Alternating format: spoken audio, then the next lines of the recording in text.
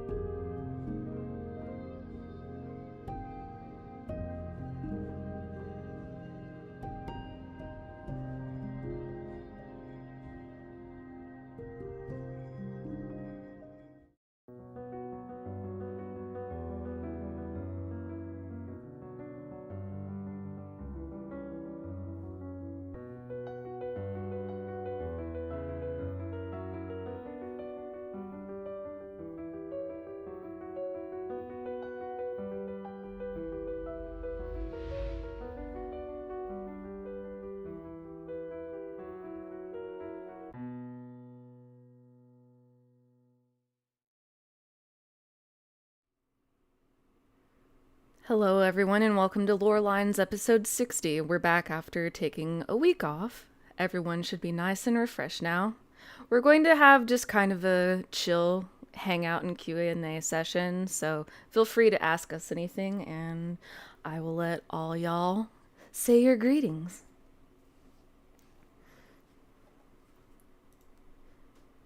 Well, don't anyone talk out loud. Right? I was about to say, Mila, how are you, my sexy friend? I'm doing well. I've been moving and that's been a headache and a nightmare, but I'm kind of just taking today, this morning, to catch my breath and recover. Definitely. It's a lot. I've just been catching up on a lot of writing. I've just been catching up on a lot of writing and preparing for having a surgery a little bit over a week from now, as well as my birthday. Oh boy. There's a lot coming up. Yes, we have a bunch of birthdays this month, don't we? Yes, we're all a bunch of Geminis, which would probably explain why we're all simping for Emmett. I mean, well, most of them. I was gonna say There's probably no coincidence that I, a Scorpio, like Nabrialis a lot, among others. He's a good boy. You're Scorpion. Fine. A majestic boy. Indeed. I think I'm the only one here that doesn't go after the Asians. You're allowed. I will say I actually never really paid attention to astrology stuff much. I don't go out after anything, so. That's fair. I would say I didn't really pay much attention to astrology. I only have studied it after becoming interested in the Asians, and because they draw so much from it. It's really interesting, though. I didn't know until after I was like, "What, Nabrialis is my Asian?" Well, that seems nonsense. And then I learned that Scorpio is apparently designated horny at birth, and I'm like, "Okay, never mind. This makes sense." This is also the first week that Keyword. we're using Bonnie's internet, as it is not crap anymore. She now has what, fiber? Yes. Yeah, they have much better internet now. That's good. Yes, I'm on 1 gig symmetrical fiber now, and I'm very happy. That's glorious.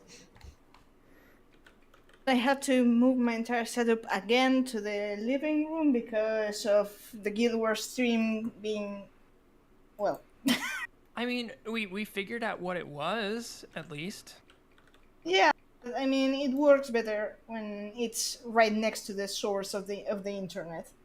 But at least we have it working now. And if we still have the stuttering problems, we can turn down the settings a little bit more. But after we fixed it last Thursday, it worked a whole lot better. Way better. How have those streams been going? I haven't had a lot of time to tune in due to the whole moving thing. It's going great. A lot of FF Tactics, especially lately. Very nice. We wish it was tactics. Well, we've if we could do tactics on stream, I think I would never get anything done. I see nothing wrong here. I would never leave the stream. I don't think Meowth would either. Neither. No. We should get co-op to play tactics. Yeah. He probably would. It's a good idea. Any one of you guys, if you haven't played tactics before, we would sit down on it. I haven't. So good. It's so shiny. The background is so shiny. Yes, very shiny. Shiny is good. I just realized finds out that Twitch it's- isn't, or chat isn't showing on this one for some reason. Is it? Oh. Never mind, it's 6. Looks like not. Welcome, Frantic.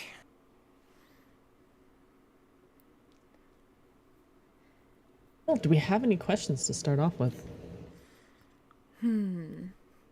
One topic you could discuss would be astrology relation to the Asians. That would be a good Asian one, relation actually. to astrology. I don't know if we've actually covered that before. That's a really good point.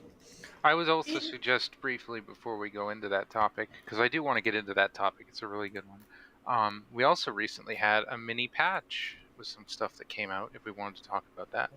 I haven't done the patch yet. I haven't that had we time I would either. like to save for an actual episode, because there's a lot of chonky stuff in there. Oh, That's fair. interesting. Yeah, I haven't had a chance to get to it due to moving and shenanigans and such. So, but I will Yeah, definitely be record your recording it once playthrough. I do. All the Yes. quests were really good. Yeah, definitely record it, especially the Omega one. Mm-hmm. We'll save that for another episode. Just Next like week, waiting probably. on Fao to complete the MSQ. I should have recorded my reaction to the Hildebrand quest. Oh, Lord. I need to catch up on Hildebrand still. I'm still on, like, the start of Heaven's Word Hildebrand. Here I am throwing shade at Fao and he doesn't respond. Mwahahaha. Hey, don't judge me, Cashew. I'm not very much of a comedy person. I'm also picky about comedy as well. Certain kinds of humor just don't do it as much for me. I enjoy the Hildebrand stuff sort of passingly. I don't dislike it. I know some people can get frustrated by it or annoyed. I don't dislike it, but it's not my particular brand of like raunchy or dark humor. Yeah, raunchy, dark humor, and dry British humor like Monty Python. Yes. Okay, we have That's a very good. similar sense of Yes, humor. Yeah. I do. Honestly, yes, especially the dark, dry humor. Yeah, dry. Yep, that's another big one. Humor is the best. You haven't even started Hildebrand on your current character? Then we won't spoil you. But we will say you're mistaken. There you Wow. are. Wow. That was very not Sugoi, Fao.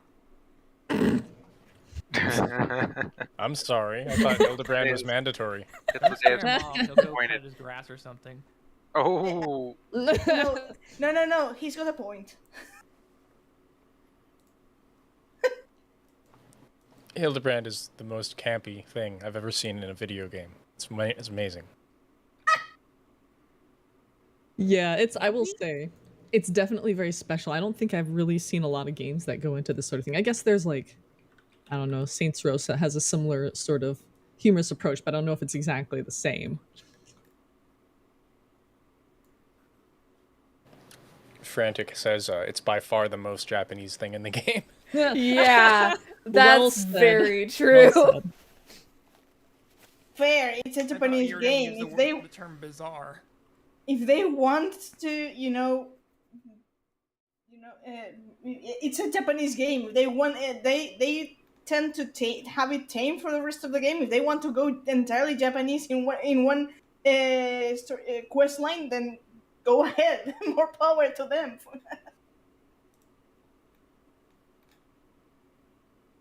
Speaking of weird and wildly Japanese, I watched the first episode of Birdie Wing last. You watched it? I watched the first Oh my episode God. of Birdie Wing last night, and I went to bed extremely confused and weirded out. So That's pretty late. the wildest sports anime I've ever seen. I haven't watched any of it yet, but yeah, pretty late last night in our Discord, I mentioned that Mother's Basement, the YouTube channel, had recommended that you not sleep on the how do you phrase it? Lesbian golf mafia anime, I think. So it's very. Apparently, it's very hilarious. Yeah, because you know how they make sports shows, and they're so the way he describes it is, how do you make sports fun? You turn it into a Yu-Gi-Oh, and so they did that with golf. I'm not going to describe it. And this is from someone who watches like Eye Shield 21 and Slam Dunk and Haikyuu,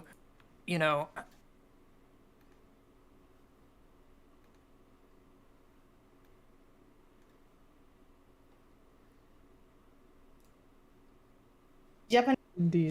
sports anime. The Hildebrand quest kind of went a bit into that. Now that I'm recalling, kind of. I'll tell you what, I finally started them on an alt to do something. And I'll tell you what, I didn't remember the start very well, and I did that again, and I was like, what? What is going on here? when I first started playing this game and I went to the Hildebrand quest, I had no idea. anything to do with them, and I was just like, Same. because everything else was kind of like, a mixture of like, there's some comedy, but it's nothing like what Hildebrand does. Exactly. So I go in there, I'm just thinking I'm just going to be doing just another quest line, it's not anything different, and then it just turns into the most out of the world, off the wall quest line I've ever experienced in any game. Like before I know it, I'm like meeting him, and he's a zombie lord. Yeah, exactly. I was like, what is going on? This is so different from the other side quests. And then a little bit later, I'm like rubbing oils into his muscles. You gotta do what you gotta do. That reminded me of the first time I met Godbert in Bronze Lake. Mm-hmm. I do remember when we found out they're related, and I was like, oh, of course. Yeah, exactly. I was like joking at the time. They must be related or something, and then it turns out they were. Cashew calling y'all out. I'm not sure how to describe this shader on my face. Fancy. Very tan. Half your face is dark, as it should be. Mm-hmm. Two-faced. Yes. Then there's always my really dark one. I'm the only one not present, I guess, because, yeah. Unfortunately, I'm not on there either. Oh, true. Well, I'm a crystal native. Didn't they give us a date for the the next update to the world visit system? No, they gave us a patch. Patch, yeah. Ah, okay. It is upcoming and fairly soon. Yeah, We've been waiting so long. At least it's in the 6.1 series, so that's coming-ish, soonish. Yeah, I can't wait to harass all of the people from the Hythlodaeus server. They're like all on Crystal. Well, yeah, it's the best data center.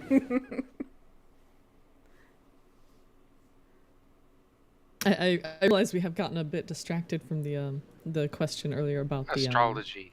Yes. Did we want to like pull up a list of like all the astrological signs? To be fair, considering that we spent like 3 weeks talking about the Evoli series, it's kind of criminal that we didn't even go about the Evoli series and the Asians. You mean like the origin and stuff? Yeah, that and the fact that, well, of course, the evolution lore summons espers are all based on, well, the zodiac. So as well, yeah, we can touch on that today if we have time.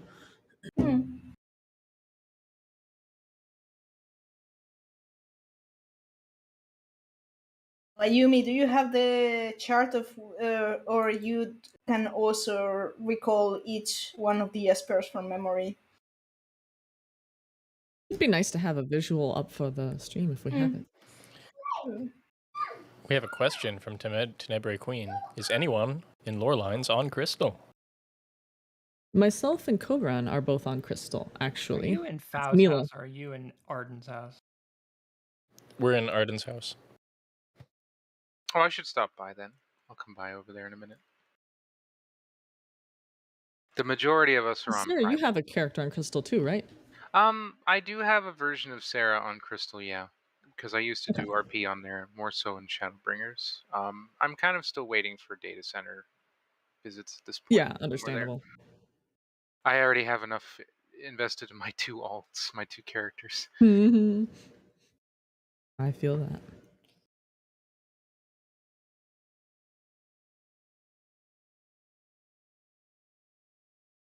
Today, but like I could also not.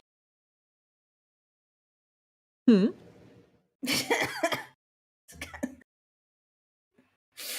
not sure if I'm really in the mood for a Aglaia.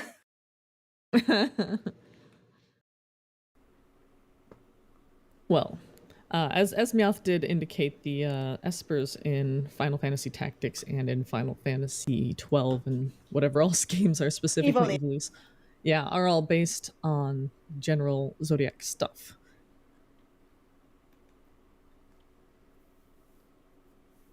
They actually have the constellations, their constellations etched into the crystals themselves. Yes. Yep.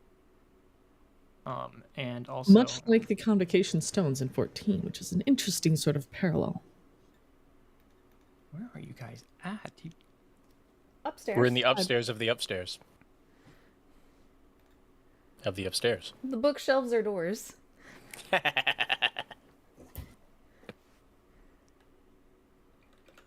You know, obviously.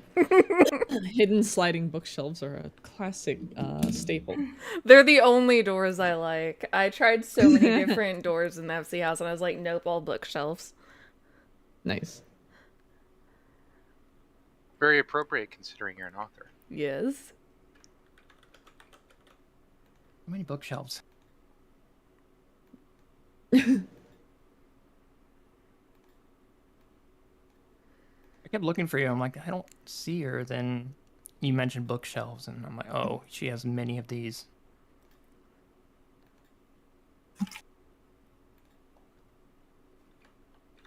Those are the ones. Yeah. So, in 12, and many of the other Evilise games, they actually show these off as Esper summons. You covered it up. There you go. The Scions of Darkness and the Scion of Lights, and they also have zodiac signs and their elements kind of opposing them, or representing them rather. So the Scion of Darkness in 12 is called Belias the Gigas. The Scion of Light opposing them is called Lugurth the Transcendent. Their zodiac sign is Aries the Ram, and the element of fire, which you've seen in Final Fantasy XIV when you face Belias in Evilise. Very fire. Ridorana Lighthouse. Yeah. Sorry, the Ridorana Wipe House. Scion of Darkness for Chaos. Walker of the Wheel is Metron, the Chastizer. His is Taurus, the Bull, and commands the element of wind. Zalera, the Death Seraph. Scion of Light is May I point something about Logriff? How many of you have cleared or watched E12 Savage? Mm-hmm. Oh yes. Have you cleared Lots it? of knockback. Yeah, but I mean I haven't, but I watched the fight.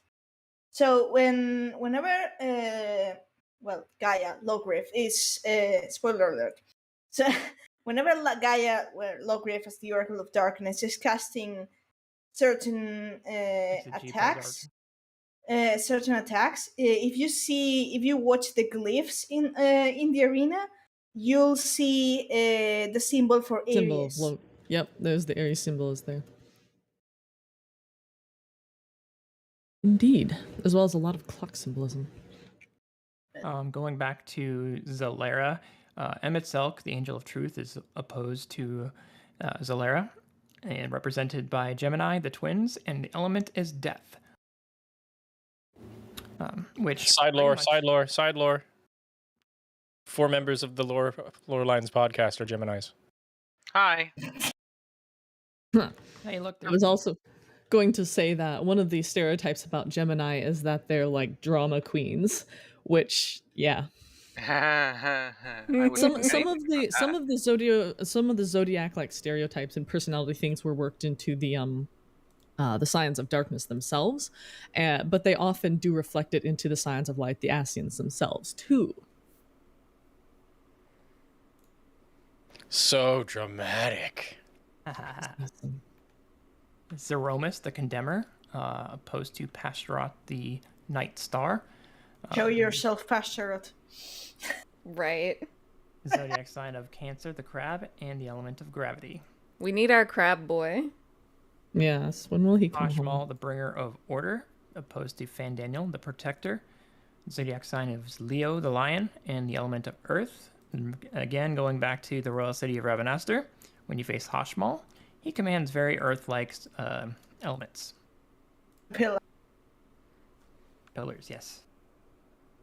Ultima, the High Seraph, doesn't have an opposing scion, but the zodiac sign is Virgo, the Virgin, and commands the element of Holy.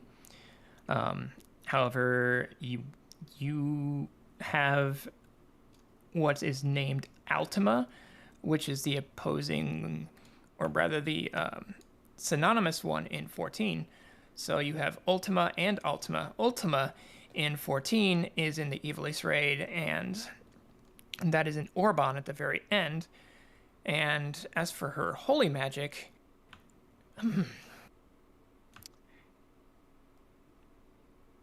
I would say it's pretty much all. It's all around. It's not exactly like specifically holy.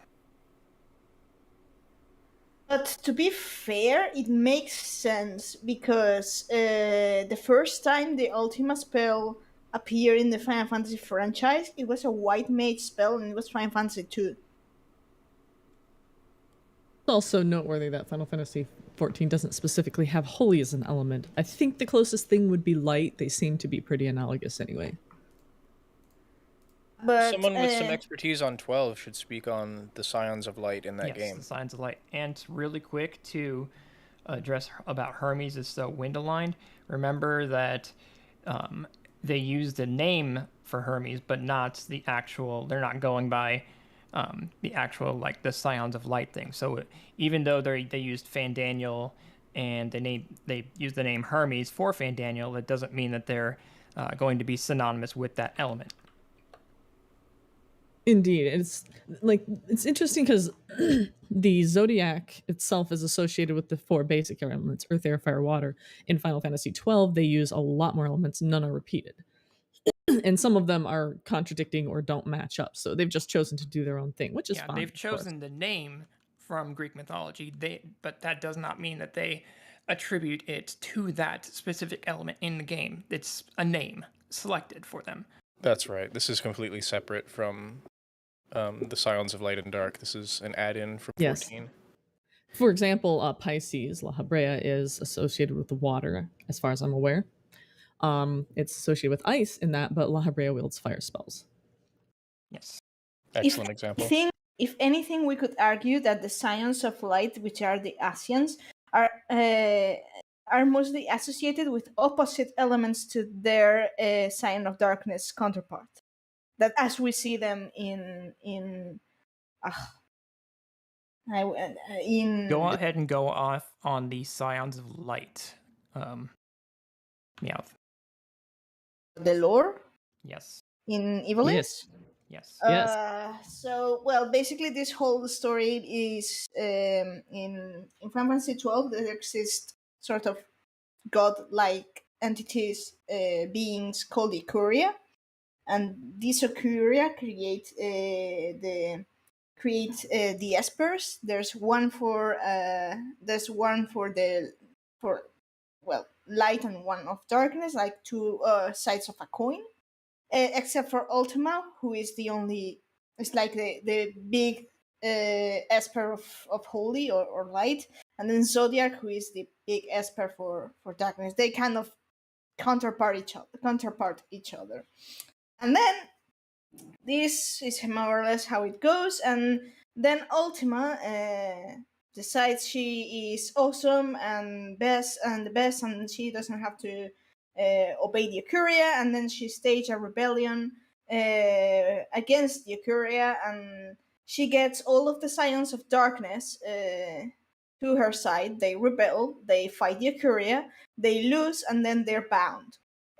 Zodiac was the only one of the playable espers that didn't have anything to do with this whole shebang, but the experience with Ultima made the Ikuria fear what would happen if Zodiac were to rebel, because he's the most powerful of the espers. So they decided, we're going to keep this thing in a childlike state forever and bind him in the darkest pit of a mine in Ivalice. So yeah, cool.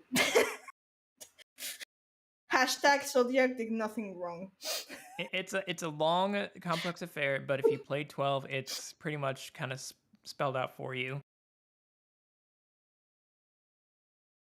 Just know that the Scions of Darkness were essentially just kind of summons in their own right, and the Scions of Light were their opposites, pretty much, is what they were. Yeah, I find it very interesting to say that. It sounds like in all cases, the Scion of Darkness came first, and then the Ocuria created the Scion of Light in opposition to, keep balance and sort of counteract them. I would love to know, is there any actual lore on whether this occurred after the rebellion that they created the Scions of Light? Implications. It's not the way it's worded in the date. Well, not data log. It's kind of the bestiary of sorts in 12. The way it's worded, it's it kind of implies that they were made at the same time just to keep the balance between light and darkness. Okay. But the Science of Darkness, which is it's kind of the stereotype that the Science of Darkness would rebel, but one has to be reminded that it was Ultima, the High Esper of Light, who led the rebellion. Yes, so it's kind of makes me think. Actually, go ahead. No, it's just like if you want kind of a rebellion of angels, it makes sense. Sort of. Oh yeah, that's exactly what I was going to bring up. Is that in Christian mythology, the fallen angels are still bright and beautiful, and just as terrifying as the quote unquote good angels. Be not afraid. Going back through the list, we have Exodus, the judge. Oh, excuse me, Ayumi. One thing. Maybe to give more context on how Ivalice and Final Fantasy 12 in particular treats the elements, the classic 8 elements, I'm going to search for you the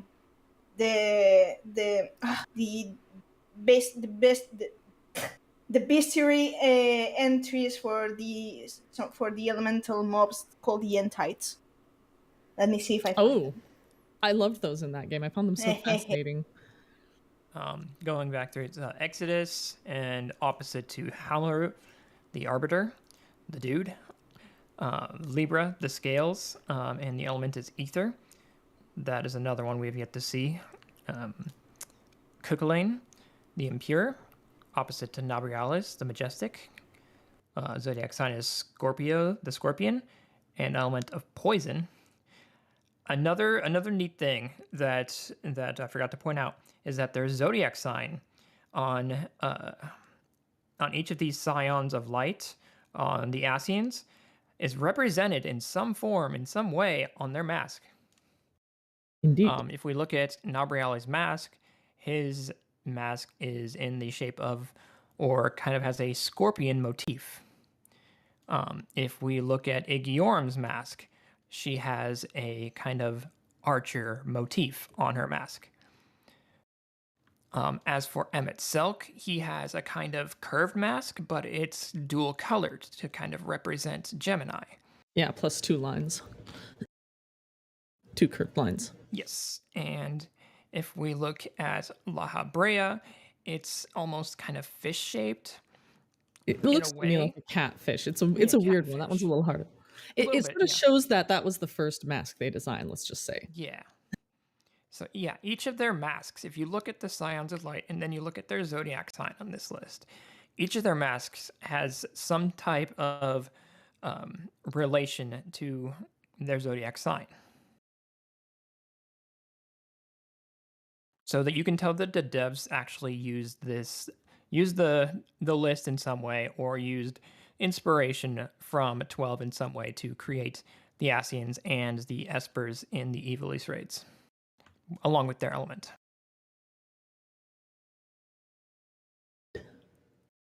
Again, going through Cuchulainn the Impure, Scorpio the Scorpion, element of Poison. Cuchulainn we actually saw, I think, in 2 places. One was the Void Arc raids, where he was like the 2nd or 3rd in Void Arc. And the explanation for that was it was a fallen hero who used the Auracite from the 13th. And another time we saw Cuchulainn was in Zadnor in the Dalriada. And it was another person who used an Auracite.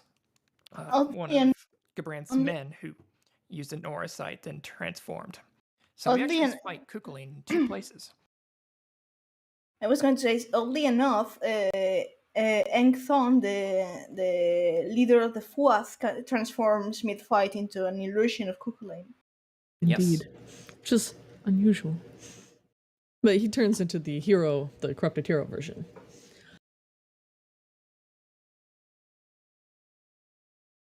Yes, there we go. So as you see, Igiorum has a kind of like an arrow, bow and arrow motif on her mask. I moved away from it, but I can go back to it if you want me to. Okay, we'll just go through the list and then we'll go back to it. Shemhazai, the Whisperer, opposite to Igiorum, the Martyr, with Sagittarius, the Archer, being the zodiac sign, and Sol being the element. So going to Shemhazai, you actually find her in Zadnor. As for the Sol element, those who have done the Fate, you know that she tries to take your soul in some places or commands the soul in some way during the fight. It's actually really wild. Dramalek, the Wroth, opposite to Dudalaphon, the Benevolent, zodiac sign of Capricorn, the Goat, and element of Thunder. So this one is fought in actually Castrum. Lacus Litori. Lacus Litori, yep. It's like the second to last boss. And he does command lightning, although he does command other elements as well. But lightning is very prominent in that fight. Dudalaphon is another one of the Ascians who we have yet to see. Famfrit, the Darkening Cloud, opposite to Emeraloth, the Holy Queen. Zodiac sign is Aquarius, and the element of water. Famfrit you fight as the first boss of Clockwork City of Gaug. And obviously, you know, there's tons of water involved in that fight. We also fight Famfrit again in Zadnor, another version. And Scion of Darkness, Medius, the Corrupt. The Sign of Light being La Habrea, the Abyssal Celebrant. Zodiac sign being Pisces, the Fish, and element of Ice. Mateus, you fight in the Royal City of Rabanastre as the first boss. Plenty of ice during that fight, but also plenty of poison. But still, they use, again, the element of what they were listed as for their Esper in some way, at least in some way. But they also command other elements as well. Finally, the Zodiac, Keeper of Precepts. Zodiac sign being Ophiuchus, the Snake Bearer, and the element of Darkness. I think that'll speak for itself. Ophiuchus is an odd one. A lot of very traditional Zodiac stuff doesn't recognize it. I don't think it's newer, or recognizing it as newer. It's like someone else can probably speak more intelligently on it, but my understanding is like the stars shift over time, and the traditional Zodiac is frozen in time, you know, several thousand years in the past, whereas the stars have moved on a bit, and Ophiuchus has since kind of come into that ecliptic, the plane around the equator. Like if you took the Earth's equator and extended out into the heavens, these are the constellations that intersect. That's what defines the Zodiac. So as the stars shift, they encounter different constellations, and now there's a small window of time where Ophiuchus, the Serpent Bearer, is also there, which is why they, you know, took Zodiac, yes, and then from him Elidibus, our emissary.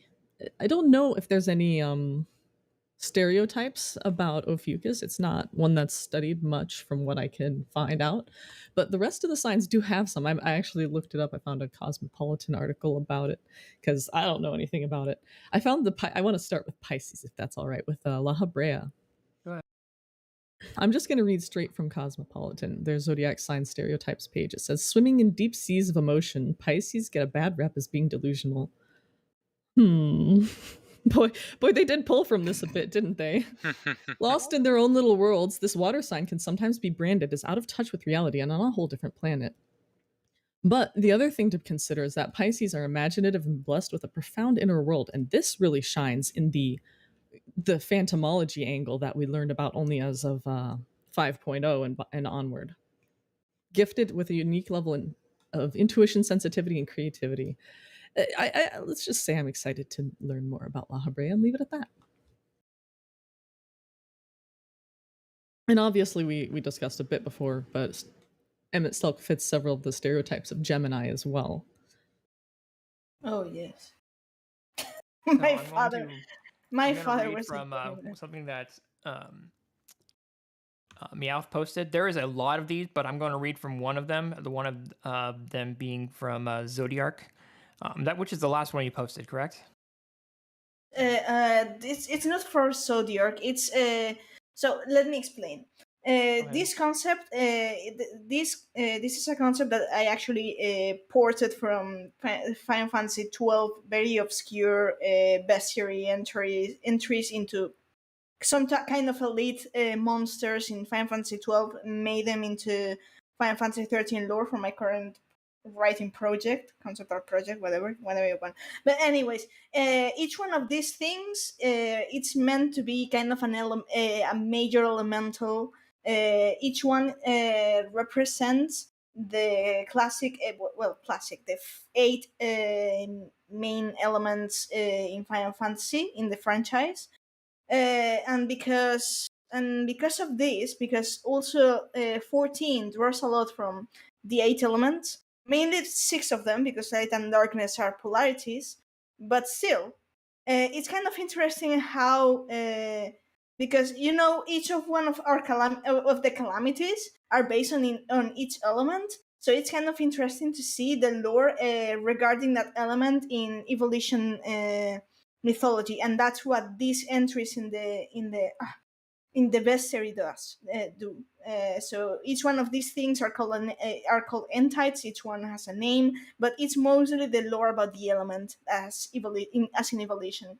I'm not sure in which order I posted. I think the first was wind and went down. I'm going to read the one about darkness, since it's unique not only to the Ivalice universe but to the series overall, since it's not included in the traditional 6 crystals. Page 1, observations. The gods gave man the darkness so that he may sleep in peace, wrapping it around him as a blanket against the harsh light of day. The darkness reminds us of death and thus of sweet life. The darkness gives tone to the world, rich and varied.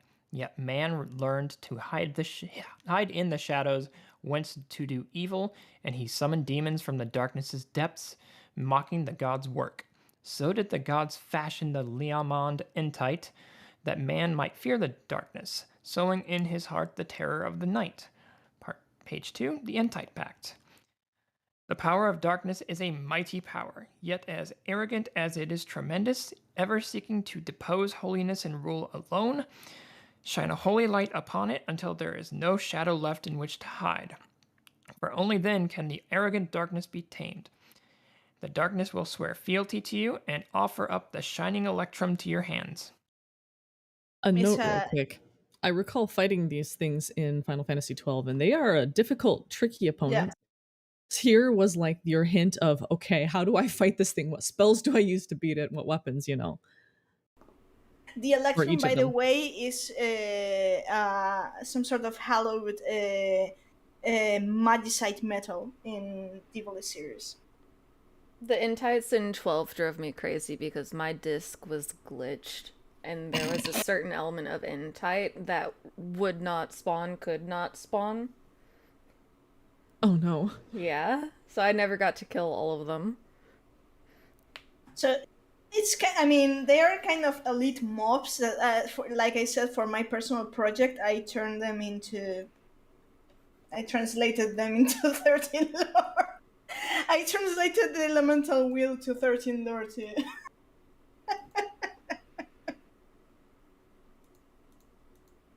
But yes, it's interesting. I really, if you see about the Liamond Entite, it's the initial description is pretty much how exactly in Shadowbringers the polarity of darkness is explained to us.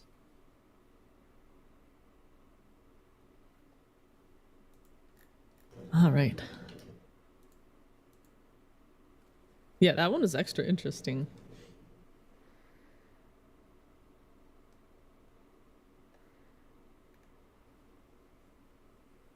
I hadn't remembered these observations of them, but it's very interesting. It all seems to be men angering the gods, and the gods sort of like lashing back, which is interesting. It happens. It says, well, men are great at ticking the gods off. Yes. And vice versa. It's almost like the gods are biased against them or something for some reason. Indeed.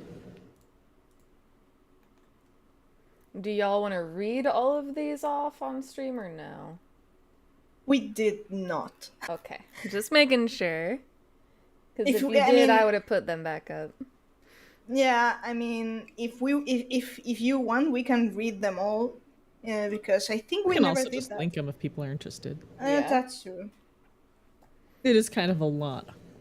Can just shove it in Discord somewhere. Yeah, it's good observations. It's interesting stuff. It reminds me a little bit of the elemental wheel in 14 and how each element gives rise to the next, but this is more opposition. It's actually very interesting the way 14 does it, because 12 has things directly opposed to each other, more or less. And 14 is more of a paper, scissors, rock triangle thing.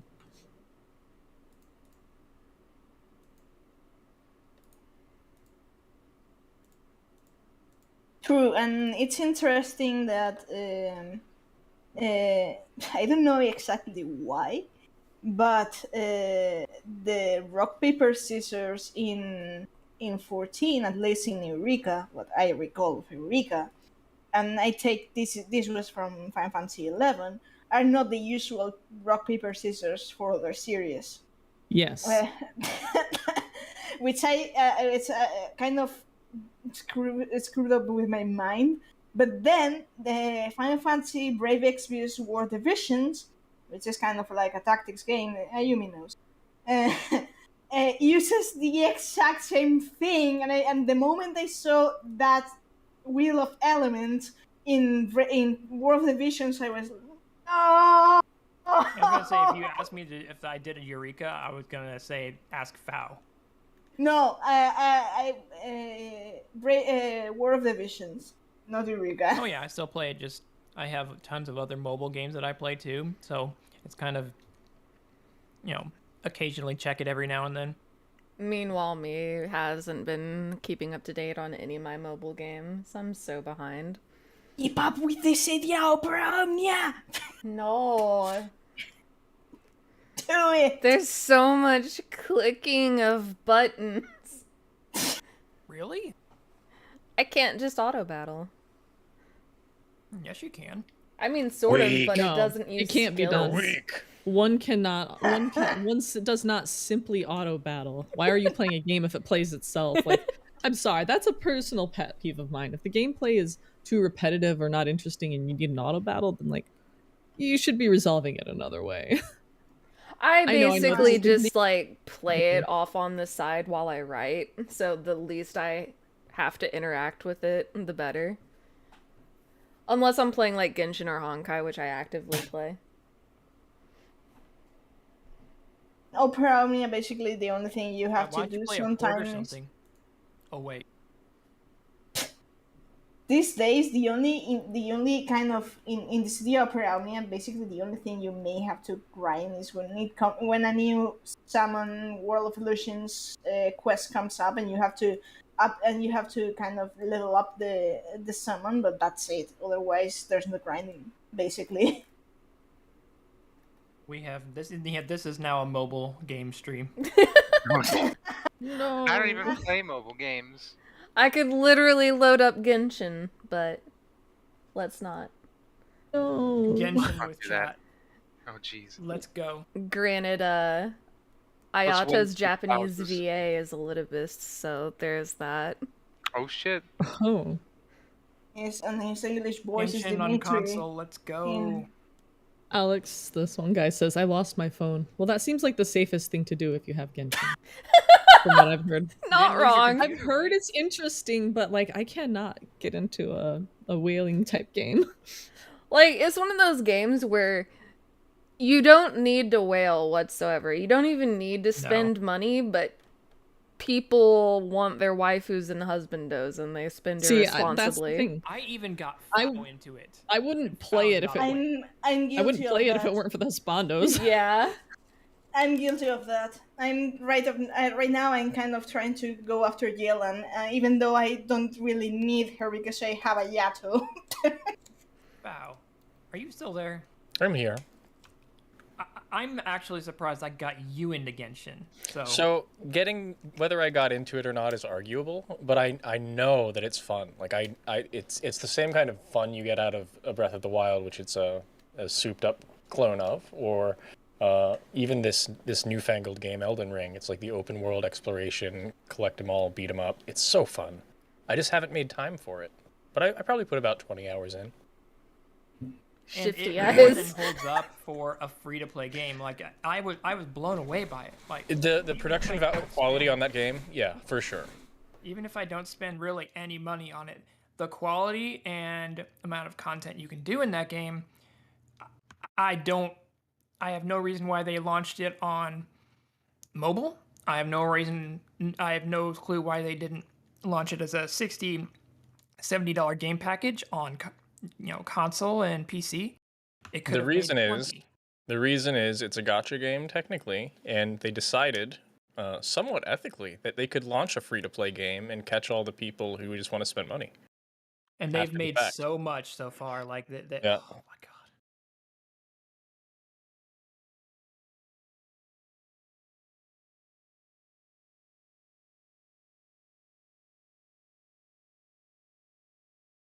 I could never get into Honkai, but I love the aesthetic.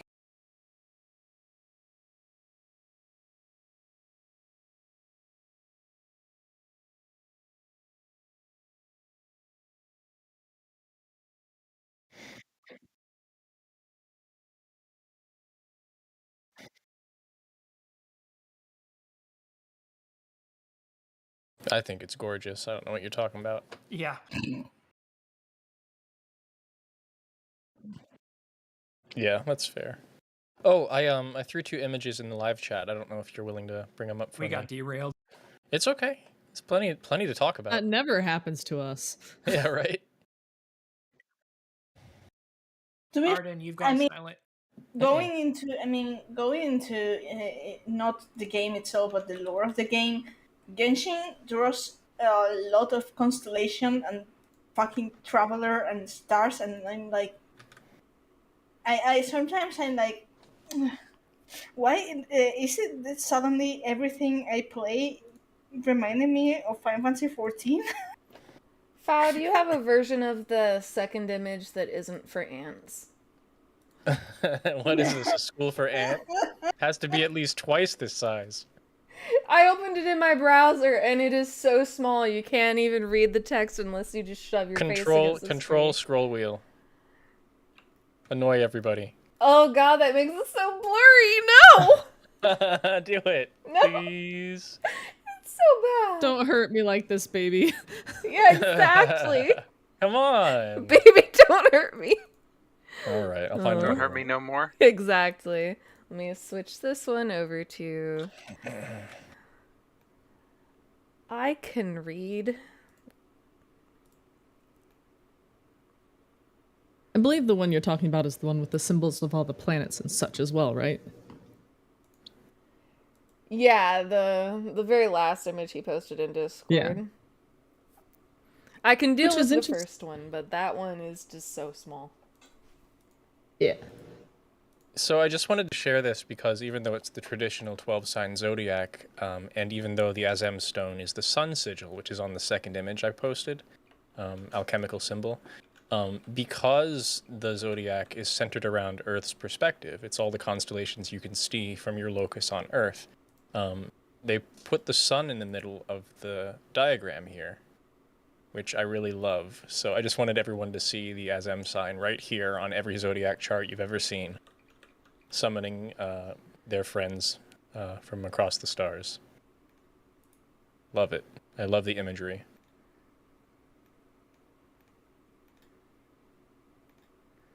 There, I did your work for you and found a bigger one. Thank you, Arden. You're the best. And then this image is all of the stylized zodiac signs, plus the various planets. Just a curiosity, Fal. you play Tactics, right? Yes. War of the Lions.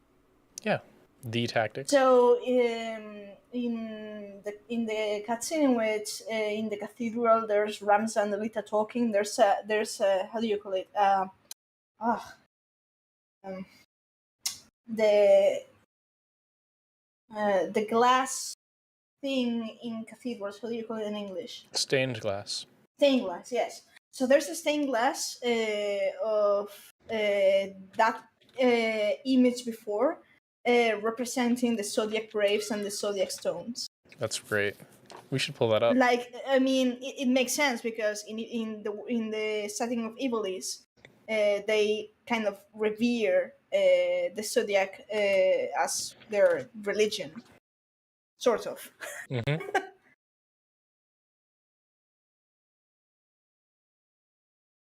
Trying to see if I can find the stained glass window. It's going to be impossible, probably. Let Although, me try. Pull up a cutscene list. That would do it. Which stained glass window? There's a cutscene in the War of the Lions version. She's saying there's a cutscene where they show the stained glass inside the cathedral, and it's the zodiac signs. Okay, I was thinking of the wedding chapel and the symbols of the 12 for some reason. Alex, this one guy says, but from the perspective of a mortal lifetime, the sun is a rather diligent, routine-oriented wanderer. I like that, and I like the idea that Azam in the ancient world might have been doing regular circuits of the world, checking in on people, making sure things are together, instead of simply wandering wherever they felt like it, being responsible about it. That's actually a really cool way to look at it. I like that a lot. But we're a troublemaker. You can be both. You can be both. You can be doing a job and also have fun while you're doing a job. Also, I need my wine. That's right. Why do you break the rules for these Definitely grapes? not just... It wasn't technically against the rules. He was just, as Elizabeth said, he was just giving Azam's opinion on the matter equal weight. It wouldn't be right of him to bias things against him, of course. Against them. And it's definitely not a signifier and a stand-in for the way of life and their homes or anything. Nah. And also, you know, I'm sure Azam wasn't just champing at the bit to give La Habre's newest masterwork a test drive, so to speak. I really would have loved to have found out what La Habre's reaction to that was. Like, we know that there was like the whole censure talk or whatever, but it was like, I get the feeling that he probably would have thought it was pretty cool on some level. Oh yeah. The fact of the matter is that the whole point and purpose of having a concept is that you can, it's not like, oh, you stole the concept, it can never be made again. It's a blueprint. You can make as many as you've got the ether for from that blueprint. So it's not like, oh no, you've ruined my work. It's just more of an annoyance, and you really went and played with my toys and didn't invite me along.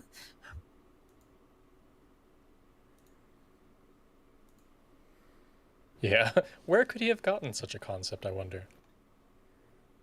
Yeah, it's crazy. I will say, this only just occurred to me, but we talked when we first received the short story with what was that one? Ere Our Curtain Falls. How interesting it was. Oh, you found it. How interesting it was that they used Ifrita, a feminine sort of version of Ifrit, instead of the typical Ifrit that is in most of the Final Fantasy games. I believe there was like 1, maybe 2 games that had Ifrita, but it was more or less a side note compared to almost always being Ifrit. But now that we've had the revelation of Pandemonium and that he at least has a baby mama, if not some sort of dedicated relationship. Look, we don't know if they got married, so I'm unwilling to assume it. But do the ancients whatever the case, marry? Exactly. Like it seems like a thing. And this is just my take and my perspective on it, but it seems like a thing that would engender a lot more resentment than, fancy clothing. So maybe they didn't do that. Maybe it's just be with who you want to be with and no big deal. We'll see. Maybe we'll learn more. Certainly possible. But it may be that he had a certain someone in mind when he created this feminine version of the usually masculine fire concept.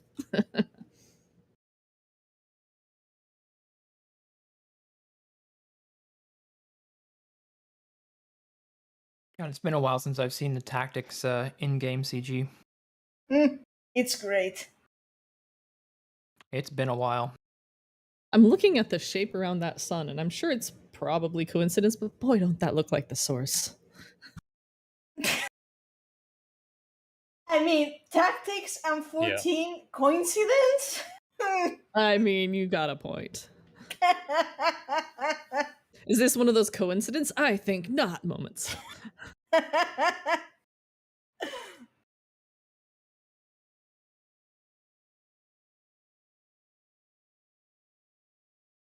It's kind of interesting because every time I see the octagon, I'm reminded of what the octagon represents in symbolism, and it's like.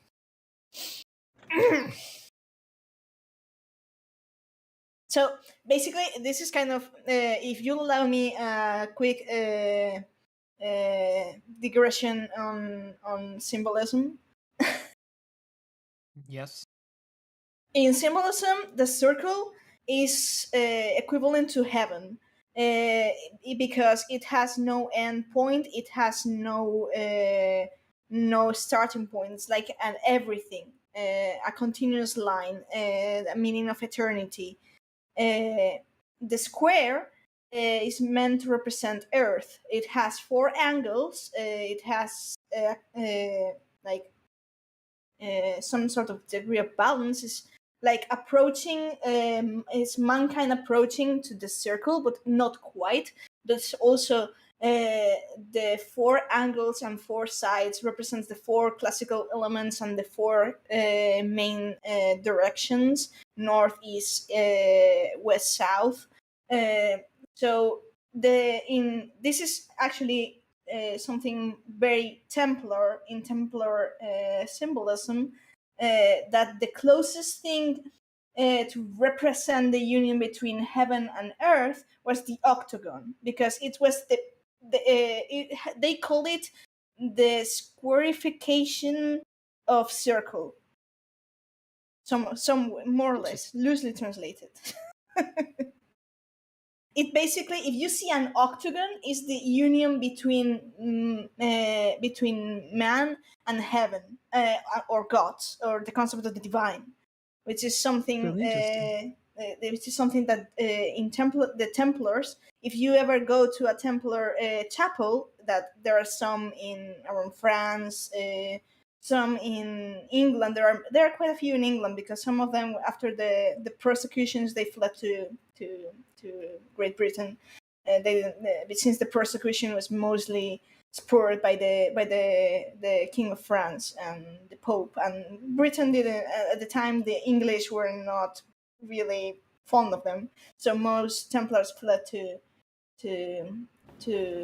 Great Britain, and Scotland in particular. Scotland in particular. Yeah, Scotland in particular, because even within Britain they had their feuds between England and Scotland. And if you go in there into a Templar chapel, you may notice that most of them are an octagon in shape. Like the base is an octagon. That's interesting. So they worked that like real world thing into this game as well. In many games, these sort of things work their way into, because it's symbolism, and even though we may not know the knowledge, there's some sort of how do you say it? I mean, it sounds weird, but there's a concept that exists, that it's genetic knowledge, that it allows humans, as even if we've never heard of that, to a subconscious level identify a symbol. It's interesting. I wouldn't say that instincts are necessarily subconscious knowledge, but we do have inborn drives that point us in certain directions, so it kind of makes sense. It's kind of it's sugar. Yum yum, good. Give more. It's kind of from where the concept of collective unconscious comes from, sort of. Yeah. But yeah, I don't really want to start rambling about about symbolism, just to know that it's one of my it's one of the things I specialize when I degree. I graduated. Sorry. Nice. I degreed. That's a weird word. Alex adds Sorry. phobias, and that's a good one too. Yeah, instinctive fear of something that could have been dangerous to our species at one point, or maybe still is. Fear of heights. Yeah, that can be dangerous. Spiders. So I mean, what, I like spiders, but what other questions does chat have? It could be about anything, not just the stream, but us in particular. Yeah, why do I suck? Like, where does Meowth live so we can visit her? what?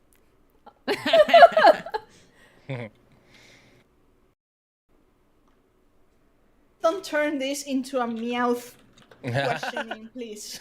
Okay. How long does Meowth live after, or how long does Meowth laugh after we make one of those jokes? I mean, live works too, if you're going with that. It does. Did you know that one clip of you making that comment about the live letter is it's a clip now, and it lasts for, oh god, I think a minute and a half. Amazing. Which Me? clip? Oh god. The one where you make that raunchy joke and then Meowth just loses it. Oh yeah, the golden showers joke. That was great. I love it.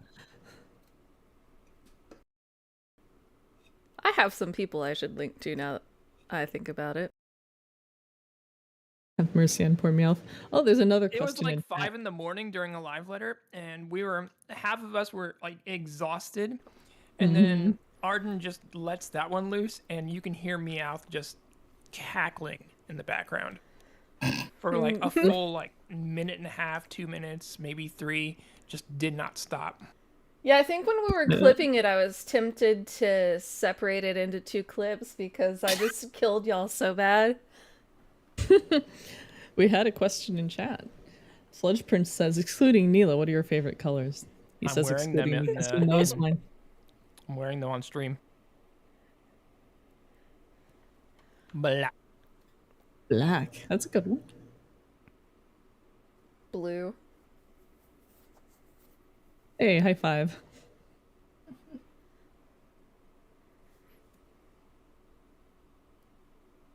Meowth's favorite color is silence, apparently. No, I was waiting for Fao to say something. Who, me? See. I've got my feet kicked back. I'm leaning back in my chair. Your favorite color that has nothing to do with feet. I mean, it could, but Also, for the record, I was you just caught me so you just kind of blindsided me that I was going to say yes, but I went Spanish for a moment. Apologies. it's fine. But my favorite color is green. Wow, you still haven't answered the question. What my favorite color is? Yeah. Must be incriminating. Oh gosh. You answered with feet, and we didn't accept that. That's great. Nobody cares, but I've gone through many color phases in my life, so That isn't an answer either. truthfully, if you ask me what color I like, it's gonna be green or black. Very likely. Now I'm interested. Did Pao have an emo face? No, never. It was red, yellow, green, black, and then just by nature of what I wear a lot of, dark colors, earth tones, all that dad shit. My favorite color has bad? always Bad. been blue. Okay. I've Same, never Arden. actually had it change. I've gone through phases of liking black, and there was a point when I was pretentious and liked clear as my favorite color. Oh, But I always came back to blue. Sludge says Thought I your was colors such are valid. Thank you. 9/10 of my wardrobe is black, so I'm like forced to go out and like get something with color, but it's always dark colors. Oh yeah, most of my wardrobe is black. But Most of mine is as well now. I don't usually pay attention to my wardrobe because I hardly leave my house. But when it comes to clothing, I agree. Black is what I prefer mostly, and leather too. Just that right now I don't fit in leather wardrobe. Working on it though. I think I've always liked a few colors, but the main one would be probably purple more than anything else. And yes, that is as funny as it seems now, considering certain someone. I'm also definitely like, I am such a goth nowadays, thanks to this transition and everything. Like, I love being a goth now. But I also like wearing a lot of floral pattern blouses and sundresses and stuff too. So take that for what you will. Like splashes of color with black. Yeah, I went goth when I was 12 or 13, and I've just never stopped. I probably never will now either. Yeah. Nope. Yep. I've never actually played Magic: The Gathering, Alex, so I wouldn't know if my favorite color is in that card game. I played Yu-Gi-Oh a lot. I still played on like Switch. I played one of the Steam Magic: The Gathering games for a little bit, but you're going to laugh at me. Anything. You're going to laugh at me. I collected. Yeah, thank you. Thank you for the reminder. I love. We never do. Haven't you realized that? I hate you. I hate you too. That. I had when I was a kid, I collected the Yu-Gi-Oh cards, but I never in my entire life played a match of Yu-Gi-Oh. I just collected it. I just collected it because I like the monsters. And then, like, you watch the show and you're like trying to imitate it, and like that is not how you do the rules whatsoever. And you actually read the booklet on like how you're supposed to do it, and you're like, oh, I've been cheating people out of cards. Shit.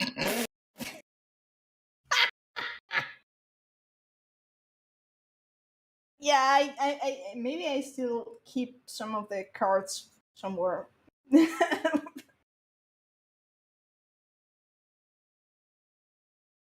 No, I have a story about that actually. So way back in the day, they used to have like little Yu-Gi-Oh tournaments at Toys R Us, back when Toys R Us was a thing. And my Yu-Gi-Oh deck was set up so that it was a really fast, powerful one. Like I had really quick, powerful monsters. You'd set out level 4 ones, 1900, 1900, 2000 attack. Basically, they couldn't get things out on the field. One of my opponents was a little kid. And one of the unspoken things at the time was, you asked your opponent, did you want to play by Battle City rules? Battle City rules were the winner would get a card from their opponent's deck. The little kid obviously did not know about Battle City rules, watched the anime, didn't even know what that meant, clearly, but accepted anyways. So I cheated him out of a Raigeki card. And I was getting ready to leave, and one of the team leads of the store came around and asked me, hey, have you seen this and this person? Some kid lost his card, or said a guy cheated him out of a card, and I was like, nope, and I left the building. Rip. Wow. You were a bad kid. Hey, that was a rare card. I wanted it. Legit. Then I found out later it was restricted and banned. Karma. But yeah, I mean, I did the same with the Pokemon trading card game. Don't laugh. I may have sneakily taken stuff from Pokemon Mini, stuff from other kids. You still have the little gym leader badges that they handed out? No. I don't know how it was called. If you had these in over there, like these rounded plastic things with the Pokemon that you would throw, and those had that turn heads or tails you get, and the other ones you wouldn't in a match. Yes. Yeah. That they usually came in Dorito bags and the like. Ours didn't come in Dorito bags. Anyways, here we kind of got them in Cheetos bags and the like. There was a time in which I kind of sort of forced my father to get me a lot of those just for collecting the thing. I remember how cruel it was to trade Pokemon cards back in the day. Like, if you had a Holo Charizard, you were badgered by everyone. Like, people would trade like their entire collections if you had especially like first editions. If you had a first edition of this card and holographic, people would be trading their whole collections for it. And you were like, no. I was lucky enough towards the end of my Pokemon trading card career that I pulled a first edition Holo Charizard, but I kept that one secret from everyone because I know people would annoy the hell out of me if I showed it.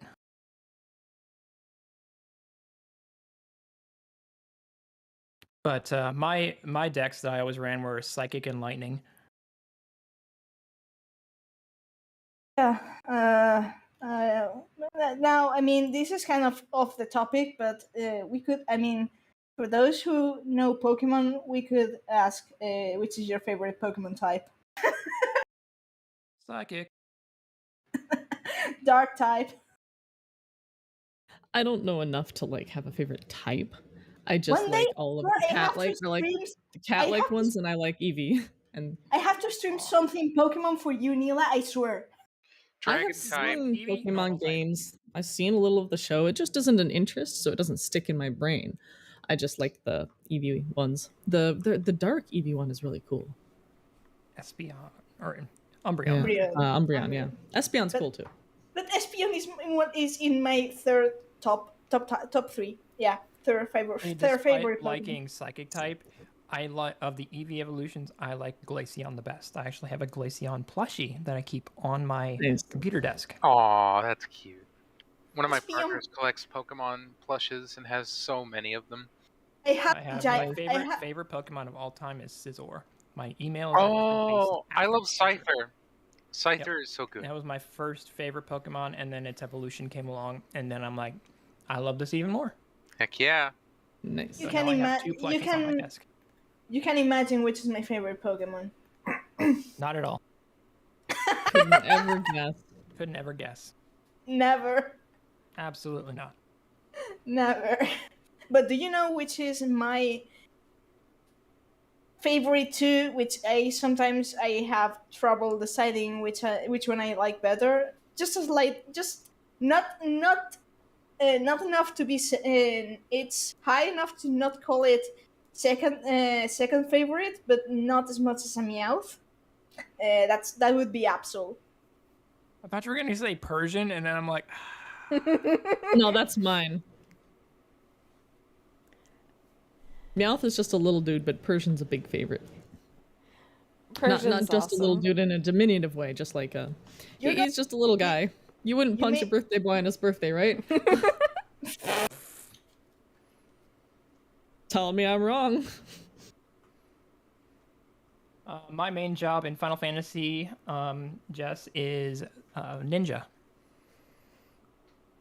Mine is Dragoon. I actually started as a Dragoon just because it looked cool and because I had a crush on Kane Highwind from 4.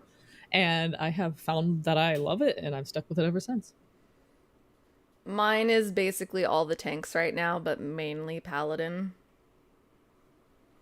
I play a lot of Astrologian, but my first and most sincerest, longest-lived love has always been Black Mage. I fell in love with it in A Realm Reborn and have never stopped playing it ever since. In a White Mage ever since the moment I started, which was maybe 2014, 2015. Wow. Oh, I'm a reluctant Bard main. I've been playing it since A Realm Reborn. And I'm very pleased. I'm very pleased that it finally has a Faux Requiem analog again. But now Gunbreaker is so good that Did you enjoy the Arrow Mage face in Heaven's World?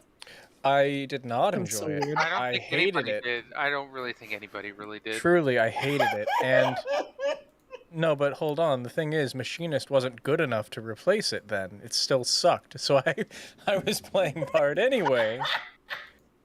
Oh, That's a good take.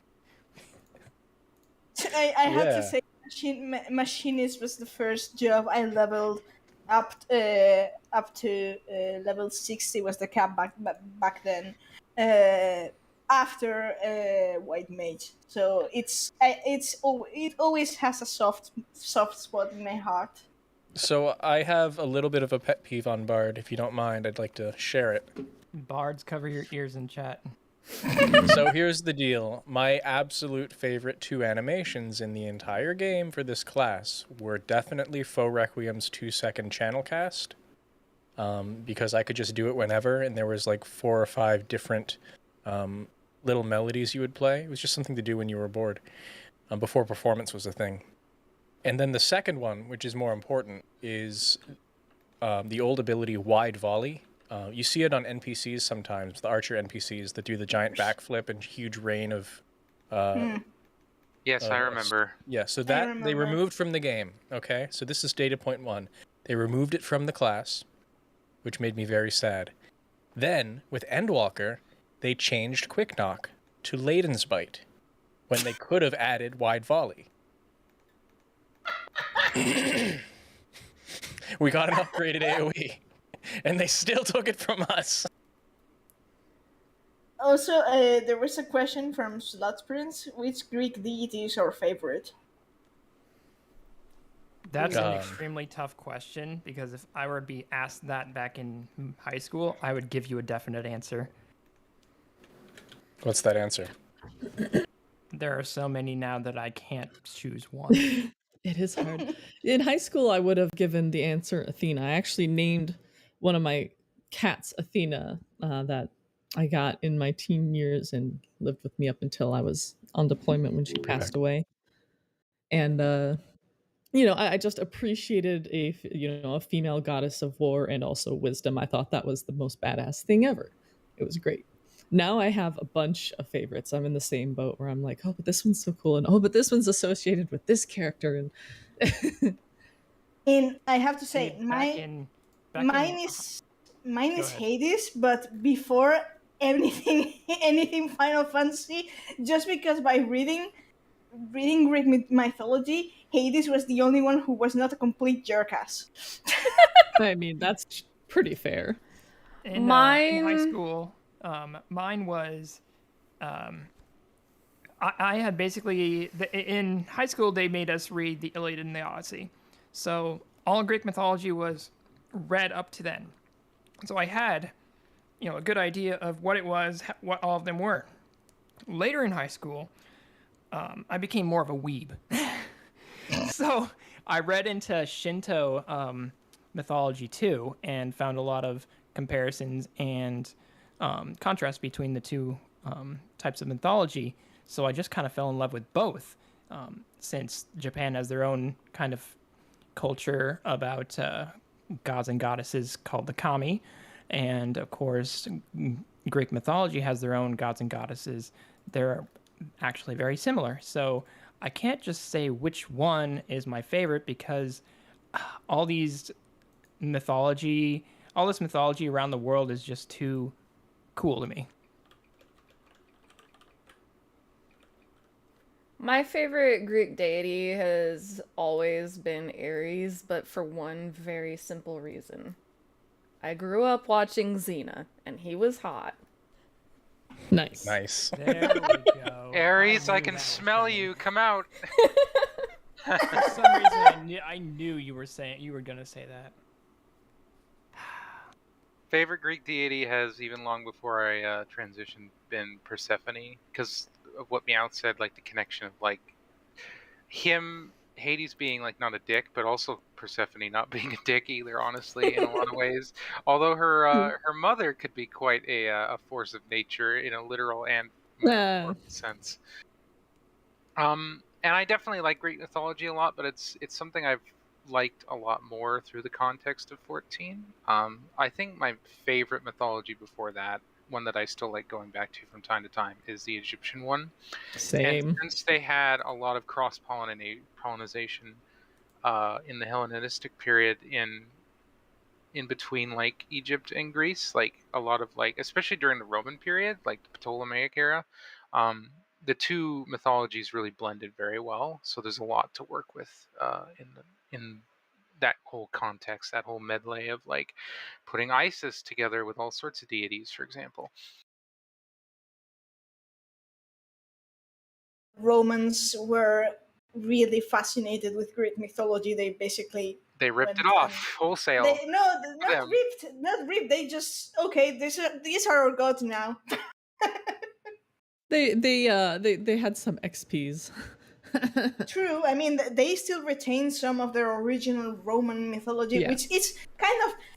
I mean, as a Roman Empire, Roman culture simp, I have to say sometimes it's sad to see people think that the Roman and Greek pantheon is just the same, and it's like, no, the Romans had still yet their original deities there, and some of them are really cool. Yeah.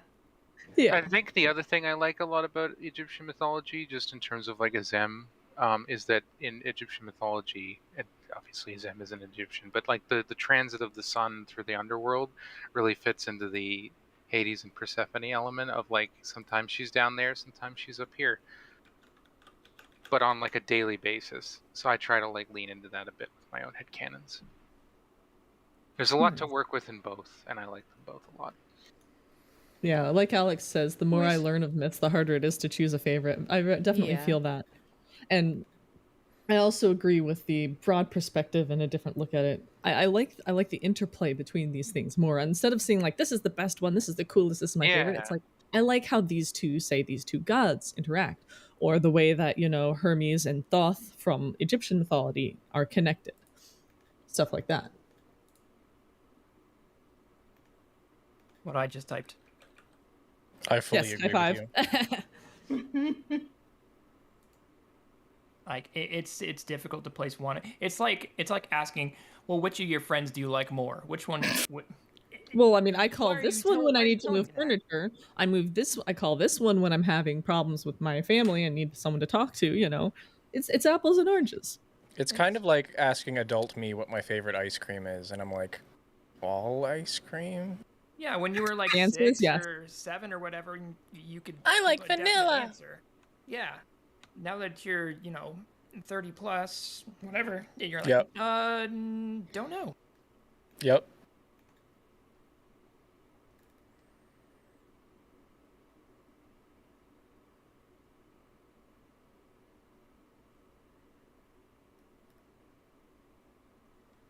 Other questions that we have? Do we have any questions from the crew about each other? It'll have to be the last ones because I'm now getting invited to raid. Exciting.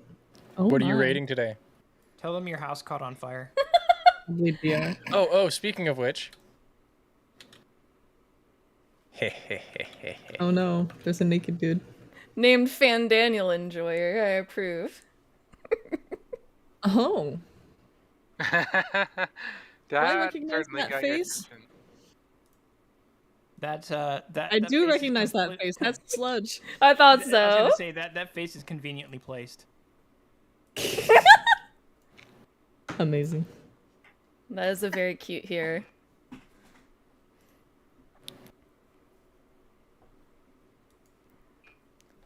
Oh, Fao, do I have to show off the shiny now? I was gonna say, yeah, like Neela's face is censoring you. You're welcome. Oh.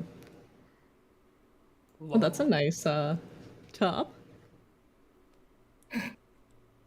It feels as if I was wearing anything at all.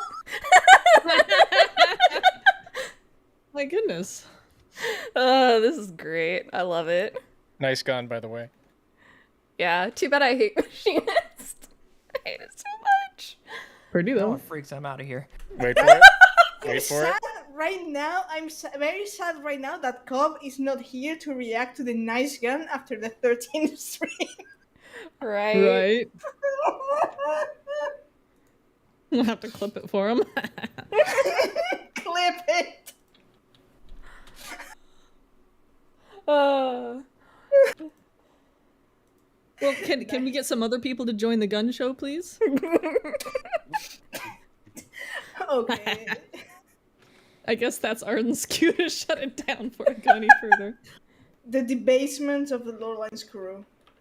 No, it's It will pronounced not be- debauchery. It will not Quick, be the last turn right. time.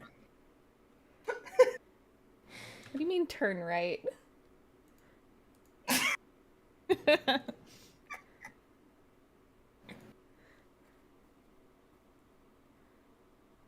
What do you mean?